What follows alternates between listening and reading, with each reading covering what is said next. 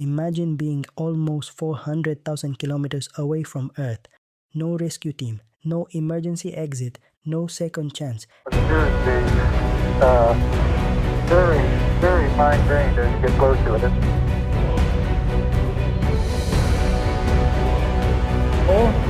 Before this decade is out, of landing a man on the moon and returning him safely to the Earth. No single. Now imagine stepping onto the moon and without realizing it, breaking the one thing your spacecraft needs to take off again. And here's the terrifying part. There is no air on the moon, so when that small piece breaks, there is no sound, no warning, no clue that something has gone wrong. This is the side of the Apollo 11 story most people never hear.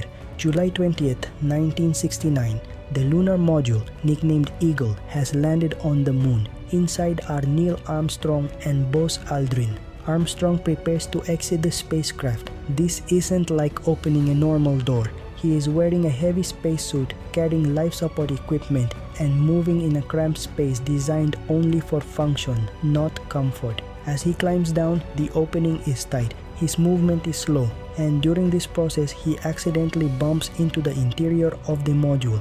A small component snaps off, but in the vacuum of the moon, sound doesn't travel the way it does on Earth. Neither Armstrong nor Aldrin hears anything. They don't notice that anything is missing. Armstrong steps down onto the lunar surface and speaks words that will echo through history. One small step for man, one giant leap for mankind. The world celebrates. But behind that historic moment, a silent problem is waiting. The broken piece was not harmless. It was connected to a critical part of the lunar module's ascent system. To understand why this matters, you need to know one thing. Landing on the moon is only half the mission. To return to Earth, the lunar module must lift off from the moon, reach lunar orbit, and dock with another spacecraft waiting above. Without the ascent engine working properly, that return is impossible. If the ascent system failed, Armstrong and Aldrin would be alive, but stranded on the moon. And in 1969, there was no realistic way to rescue them. But at this moment, standing on the moon, they don't know any of this yet. To understand why this mission even happened, we need to go back to Earth and into the heart of the Cold War. Apollo 11 was not only about science, it was about power, prestige, and global dominance. During the Cold War, the United States and the Soviet Union were competing in almost every domain: military strength, ideology, influence, and technology. Space became the ultimate symbol of superiority. In 1957, the Soviet Union shocked the world by launching Sputnik, the first artificial satellite. It wasn't just a scientific achievement, it was proof that Soviet rockets could reach far beyond national borders. Then, in 1961, the Soviets achieved another first. Yuri Gagarin became the first human in space. For the United States, this was more than embarrassment.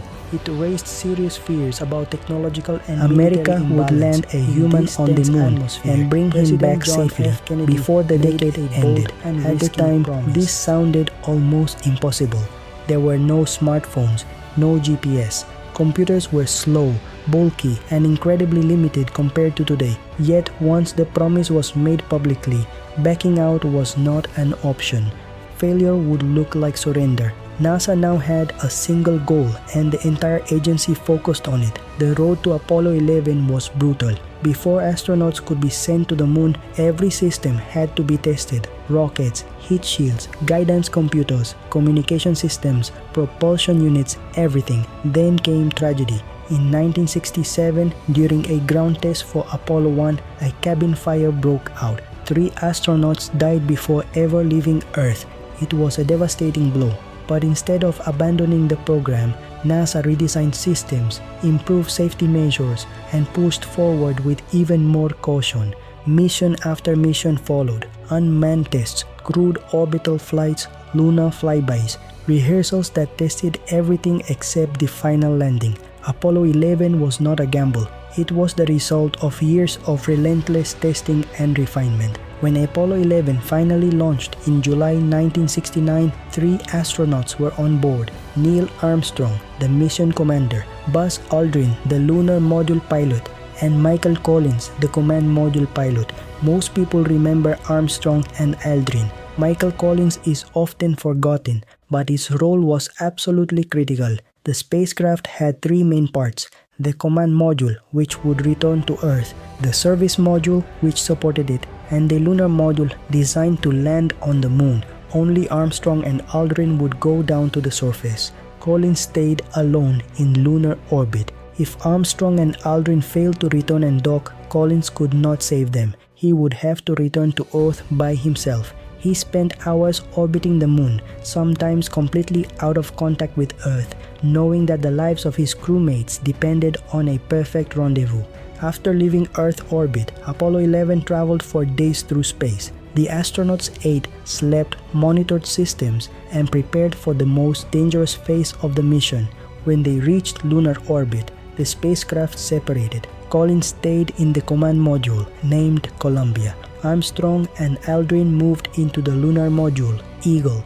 As Eagle began its descent, warning alarms appeared on the computer. The astronauts didn't immediately know what they meant. Mission Control analyzed the data and told them to continue. Later, it was understood that the guidance computer was overloaded but intelligently designed to keep essential functions running. Then, Armstrong noticed another problem. The lunar module was drifting toward a dangerous landing zone filled with large rocks. Landing there could cause the spacecraft to tip over. At low altitude, Armstrong took manual control. Fuel levels dropped rapidly. Mission Control began a countdown to decide whether to abort. And then, just seconds before the critical limit, Eagle touched down. Tranquility Base here. The Eagle has landed. After landing, Armstrong and Aldrin stepped onto the moon. For over 2 hours, they worked. They collected lunar samples, took photographs, set up scientific instruments. This was not just a symbolic visit. They installed devices to study solar wind, seismic activity, and to measure the distance between Earth and the moon using lasers. More than 20 kilograms of lunar rock and dust. After completing surface operations, they returned to the lunar module. That's when they realized something was wrong. The switch required to arm the ascent engine was damaged. A switch at its core simply completes an electrical circuit. Without it, the engine could not be started. The astronauts needed something small and firm to complete the connection. They improvised using an everyday object available inside the module. The solution worked. The ascent engine ignited. Eagle lifted off the moon, and the lunar module successfully docked with Columbia. All three astronauts were together again, but the mission was still not over. Returning to Earth required separating modules and re-entering the atmosphere at extreme speeds. The service module was discarded and burned up. There was a risk that debris could strike the command module. The astronauts could only watch as pieces broke away around them. Miraculously, nothing hit the command module. The spacecraft re-entered Earth's atmosphere, parachutes deployed, and it splashed down safely in the ocean. All three astronauts survived. The risk was so high that the US president had prepared a speech in case the astronauts were lost. Thankfully, it was never needed. Yet even after this success, doubts began to grow. Some people claimed the moon landing was staged. They questioned the flag, the shadows, the photographs. But every major claim has a physical explanation. The flag had a support rod to keep it extended. The stars were too dim to appear due to camera exposure. Shadows behave differently because the moon's surface reflects light. Cameras were mounted on the spacecraft itself. And perhaps the strongest counterpoint of all, America's biggest rival, the Soviet Union, never exposed the landing as fake. If Apollo 11 had been staged, the Soviets would have had every reason to reveal it. They did not. The real debate at the time wasn't about authenticity. It was about cost. Billions were spent while social problems, wars, and inequality existed on Earth. But the mission also accelerated technology, especially computing, electronics, and engineering systems that later shaped everyday life. Apollo missions ended not because they were fake, but because they were incredibly expensive. More than 400,000 people worked on the program. The total cost would exceed $100 billion in today's money. Public interest faded. Budgets were cut. for decades, no human returned to the moon. Now, plans are being made once again. History is turning full circle. Apollo 11 was not perfect, it was not smooth, and it was never safe, but it was real, built under immense pressure, executed by human beings, and saved more than once by quick thinking and engineering discipline. And that is what makes the story believable. If you want more deep dive stories about history, power, and the unseen risks behind famous events, subscribe to the Current Files. It is always more complex and more interesting than the conspiracy theories. Thank you for watching.